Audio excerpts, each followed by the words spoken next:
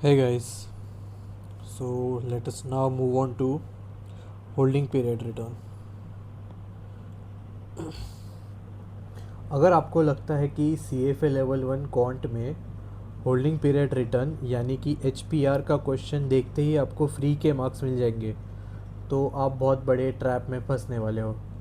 क्योंकि सी एफ ए एग्ज़ामिनर्स अच्छी तरह से जानते हैं कि कैंडिडेट्स फार्मूलाज रट तो लेते हैं,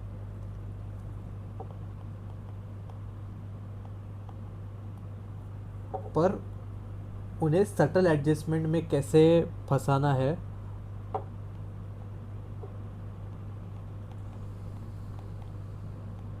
वो कैंडिडेट्स अच्छी तरह से जानते हैं। तो वो आपको ऐसा ऑप्शन भारी मेहनत करके बना कर देंगे जो आपकी सिली मिस्टेक से परफेक्टली मैच होगा, जो कि हम लोग आगे पढ़ेंगे ही। आज की क्लास में हम आपके करिकुलम के 4 अलग अलग पैटर्न्स के एग्ज़ाम ट्रैप्स को डिकोड करेंगे रिगार्डिंग होल्डिंग पीरियड रिटर्न। और फिर अगले कुछ मिनट्स में एच पी आर से आने वाले कोई भी क्वेश्चन आप गलत नहीं कर पाओगे। Let us now start. आप अपने नोटबुक्स निकाल सकते हो and let us study holding period return. हमारे श्वेज़र के टेक्स्ट बुक में सिर्फ इतना ही पैराग्राफ दिया हुआ है, जो कि आई फील इनफ नहीं है होल्डिंग पीरियड रिटर्न पढ़ने के लिए। बेसिकली श्वेज़र ने क्या दिया है, फॉर्मूला दिया है, जो कि सिर्फ फॉर्मूला पढ़ना बहुत ही डिफ़िकल्ट रहेगा और चैलेंजिंग भी रहेगा एग्ज़ाम में। क्योंकि फॉर्मूला आपको एक इल्यूज़न देता है कि मुझे तो फॉर्मूला आता है, मैं एग्ज़ाम में जाके कैसे भी अप्लाई कर दूंगा, बट एक्चुअल में ऐसा नहीं होता। अगर आपने मॉक्स दिए है या फिर आपका ये सेकेंड अटैम्प्ट है या फिर आपने कभी भी एक प्रोफेशनल एग्ज़ाम दिया है, तो वहाँ पे ऑप्शंस ऐसे आएंगे कि वो क्लोजेस्ट रॉन्ग आंसर से मैच कर रहे हो, तो फिर सिर्फ फॉर्मूला पढ़ना गलत है। हमें पूरा कॉन्सेप्ट एक्चुअली समझना पड़ेगा। मैं आपको पकाऊंगा नहीं, ऑफ कोर्स मैं एकदम क्रिस्प वे में आपको होल्डिंग पीरियड रिटर्न सिखाऊंगा। हमारा होल्डिंग पीरियड रिटर्न का एल ओ एस है 1.b। ये पढ़ने की ज़रूरत नहीं है। सबसे पहले बेसिक्स लॉक करते हैं। What exactly is H P are? H P R का सिंपल मतलब है total percentage return on an investment over exact period it was held. यानी कि टोटल परसेंटेज रिटर्न जो आपने एक एसेट पर कमाया है ओवर द एग्जैक्ट पीरियड जब तक वो एसेट आपके पास था, चाहे वो एक दिन हो, एक महीना हो या फिर 3 साल हो। H P are completely time neutral होता है। यहाँ पे लिखा भी है मेरे नोट्स में कि regardless of whether that period is a day, month और 3 ईयर्स। फर्स्ट कंक्लूजन हमारा निकला कि total percentage return and second is does not consider time value of money. ये 2 पॉइंट हमेशा याद रखने हैं regarding the concept of HPR, that it is the total percentage return regardless of time and it does not consider time value of money. अब यहाँ सबसे पहली important चीज़ है, एच पी आर के 2 मेजर कंपोनेंट्स होते हैं, सिर्फ एक नहीं। पहला होता है कैपिटल गेन या लॉस, यानी कि प्राइस में कितना चेंज आया। एज एन अगर इन्वेस्टमेंट किया है तो मेरा आज प्राइस कितना था और जब मैंने इन्वेस्ट किया तभी का प्राइस कितना था। This is the capital gain और लॉस। और दूसरा जो अक्सर लोग भूल जाते हैं एग्ज़ाम में सॉल्व करते वक्त, and which is a common pitfall as well, which is income received. So what is HPR? HPR consists of two components, capital gain and income received. Now going on to income received, any cash the investment paid out during the period, which can be dividends for stocks, coupons for bonds and rent for property. अगर stock है तो dividend, bond है तो coupon और real estate है तो rent. यानी कि अपना इन्वेस्टमेंट रेगुलरली हमें कितना इनकम देते जा रहा है. It can be in form of dividends, it can be in form of coupons और it can be in form of rent as well. It doesn't matter वो कौन सा फॉर्म है. अगर हमारे पोर्टफोलियो में पैसा आ रहा है तो that will be considered as income received. This is a very simple topic, इसमें कुछ दिमाग लगाने जैसा नहीं है.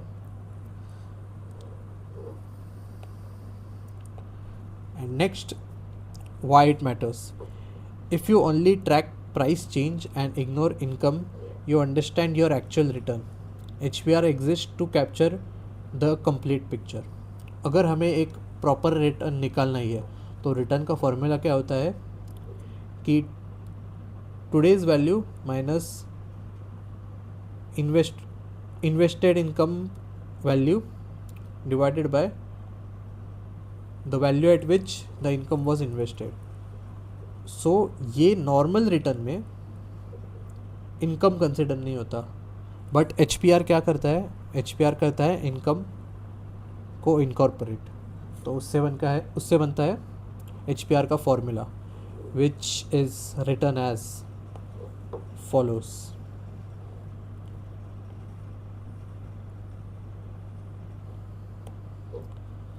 सो HPR का एक बेसिक फार्मूला है जो कि आई डोंट थिंक इतना हार्ड है रटने के लिए. So which is P1 minus P0 plus D1 divided by P0. Right. So ये रटने की भी ज़रूरत नहीं है, ये बेसिक है. अगर मैं पहले एक बार फार्मूला लिख लेता हूँ. P1 minus P0 plus D1 divided by P0. ठीक है. अगर यहाँ पे हम D1 को हटा दें, HPR के फॉर्मूले से अगर हम D1 को हटा दें तो हमें ये एक नॉर्मल रिटर्न का फॉर्मूला पता चलता है. अगर हम लोग ने 100 रुपीज़ पहले इन्वेस्ट किया था और उसका प्राइस अभी 105 है तो उसका रिटर्न आएगा हमारे पास 5%. This is a basic return formula. इसमें कोई लॉजिक लगाने जैसी चीज़ नहीं है.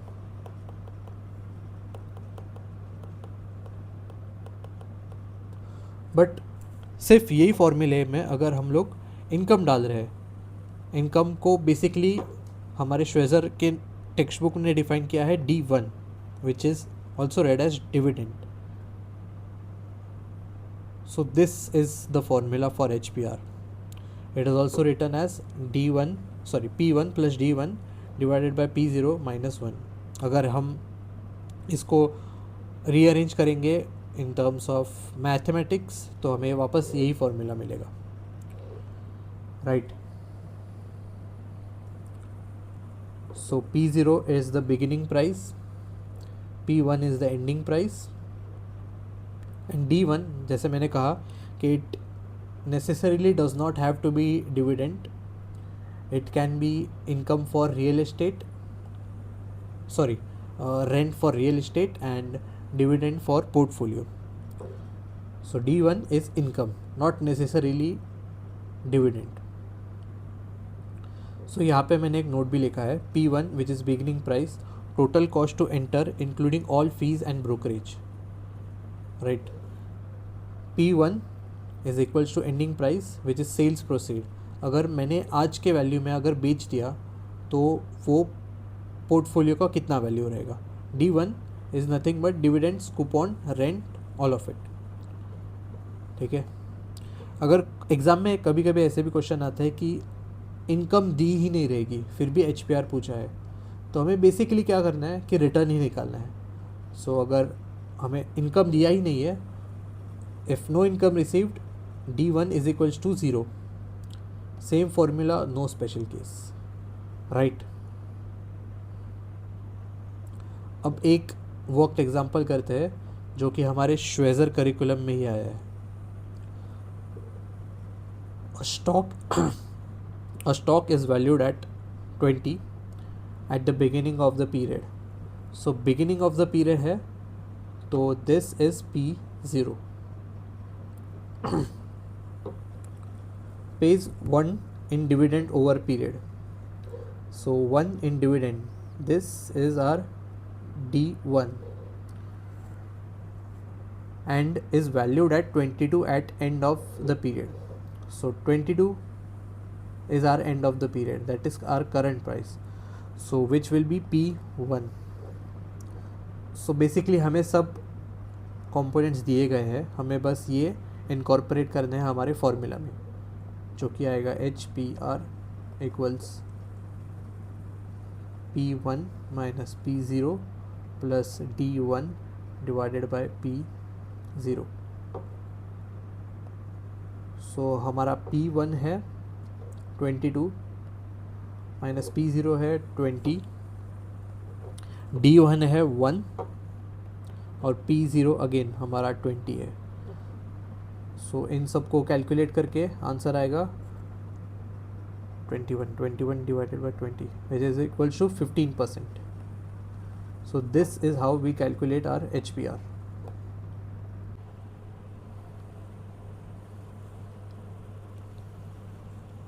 Hey guys, so हमने बेसिकली HPR पढ़ा था with formula. What actually is HPR, formula पढ़ लिया हम लोग ने, एक वर्कड एग्जांपल भी किया. अब आते हैं होल्डिंग पीरियड रिटर्न के एक और सब टॉपिक पे, which is called multi period HPR. So when return span multiple periods HPR compound they do not add. So basically ये लाइन बहुत ही ज़्यादा इम्पोर्टेंट है. कैसे, ये मैं आपको एक वर्क एग्जांपल के थ्रू सिखाता हूँ. राइट, मान लो आपने 100 रुपीज़ इन्वेस्ट किए. Right, so year 1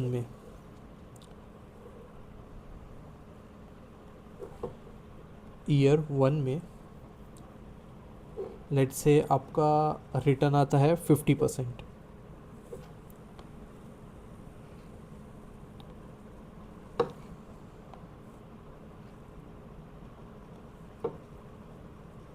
right, but year 2 में आपका लॉस आता है 50% as well. So this is negative and the 50% is positive.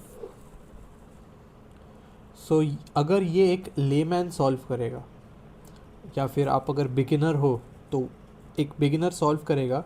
अगर मैं आपसे पूछूं कि what is the return that I got on my initial 100 rupees, यानी कि क्या आप वापस अपने 100 रुपये पर आ गए.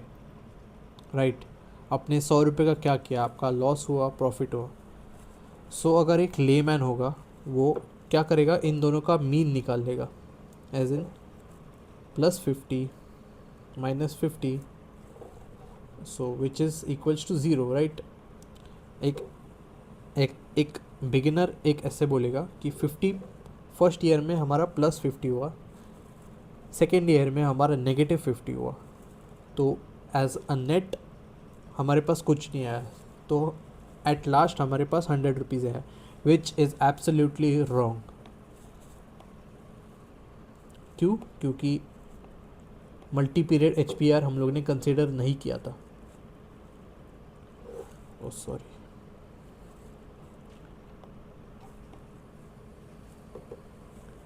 अगर हम लोग केयरफुली देखते हैं, अगर हमारे पास 100 रुपये थे और फर्स्ट ईयर में हमारे पास +50% हुआ, तो हमारा पोर्टफोलियो 150% होगा, 150 रुपीज़ होगा. राइट, बट हमने अगर 50% लॉस किया ईयर 2 में, so this loss applies to 150 and not 100.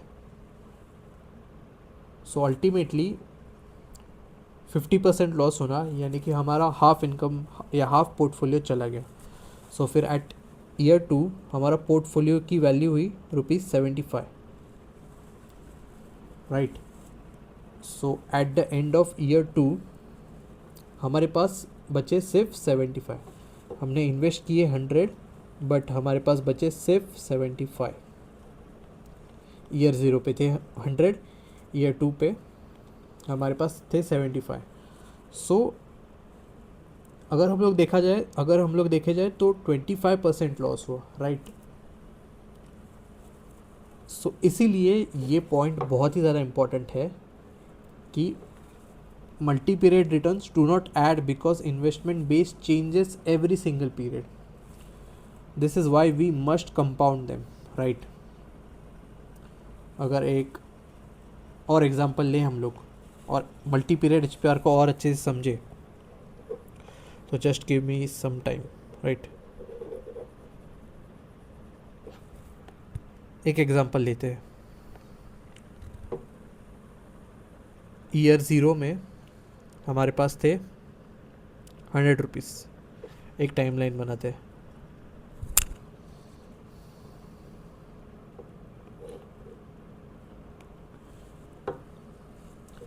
But year 1 में लेट्स से हमारे पास है 110 रुपीज़, यानी कि 10% का रिटर्न आया ईयर 1 में।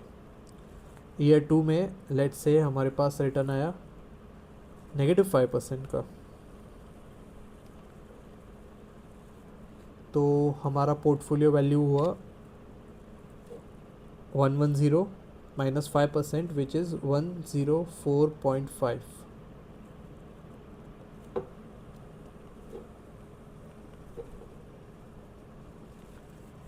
ईयर 3 में हमें 8% रिटर्न मिला।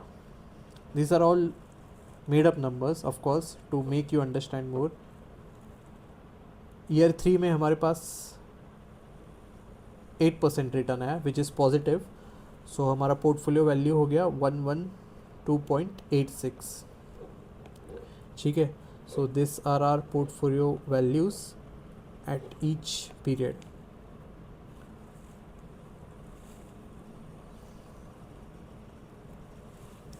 सो अगर ऐसा एक प्रॉब्लम आता है हमारे क्वेश्चन में, सो हम क्या करेंगे, rather than adding percentages we will multiply the HPR। So हम फर्स्ट HPR निकालेंगे।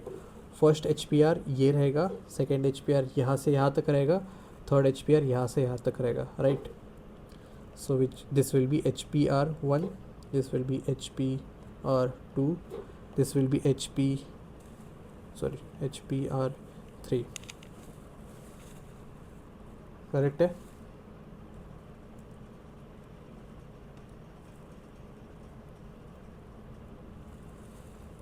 सो इसका HPR रहेगा 110 माइनस 100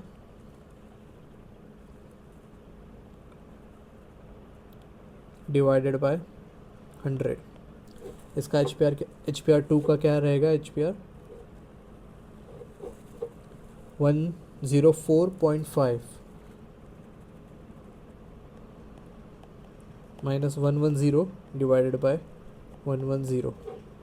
HPR3 का रहेगा 112.86 minus 104.5 divided by 104.5।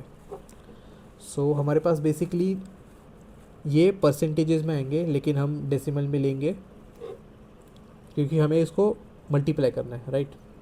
So 0.05 negative and positive 0.08।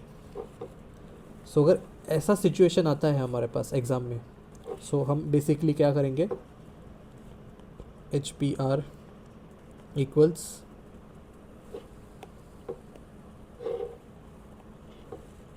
1.1, क्योंकि हमें ये मल्टीप्लाई करना है। हमेशा मल्टीप्लाई करते वक्त परसेंटेज को हम +1 करेंगे, राइट।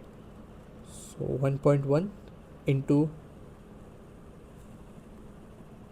0.95 इंटू 1.08। सो हमारा आंसर आ जाएगा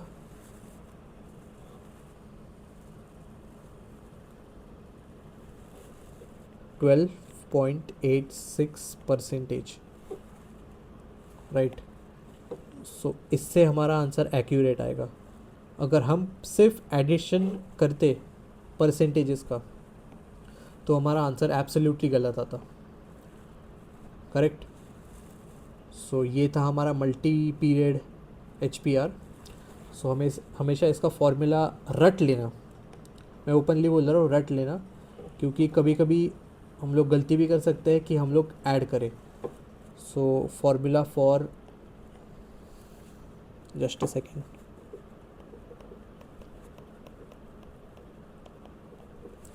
formula for multi-period HPR is 1 plus HPR1 into 1 plus HPR2 into 1 plus HPR3. Into is very important here, correct। सो ये था हमारा बेसिकली HPR का कॉन्सेप्ट। अगर आपको क्वेश्चंस भी करने हैं, जो मेरे पास बहुत सारे हैं, मेरे पास अप्रॉक्सीमेटली 18 क्वेश्चंस है होल्डिंग पीरियड रिटर्न के, अगर आपको करने हैं तो फिर मैं नेक्स्ट वीडियो में करवा दूंगा और उसका लिंक भी मैं डाल दूंगा, या फिर आप आइकॉन पे क्लिक कर सकते हो।